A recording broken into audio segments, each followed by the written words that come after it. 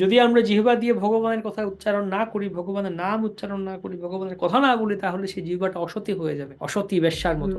তারপর আরো বলছেন যে রেশমের উষ্ণিস এবং কিরীটের দ্বারা মস্তক শোভিত থাকলেও যদি তা মুক্তদাতা ভগবানের চরণে, মাথায় মুকুট আছে, সোনার মুকুট বা সুন্দর রেশমের কাপড় আছে, পাগড়ি আছে, কিন্তু যদি ভগবানের সামনে প্রণাম না করি, একটা ভারী বোঝার মতো। বোঝার মতো কেমন?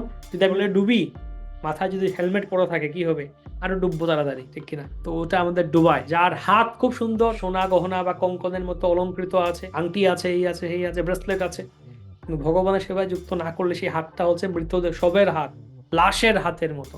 দেখুন, যার চোখ দিয়ে ভগবানকে দর্শন করে না, তাহলে চোখটা কি? ময়ূরের পাখায়, ময়ূর পুচ্ছে অঙ্কিত চোখের ছবি না, ওই ছবির মতো, চোখের মতো। এটা কোনো কাজের না, দেখতে সুন্দর কিন্তু কাজের না। এভাবে যে তার পা দিয়ে ভগবান লীলাগুলি ভূমি বা তীর্থসমূহ বিচরণ না করে, তা বৃক্ষের মতো স্থাবর, গাছের মতো।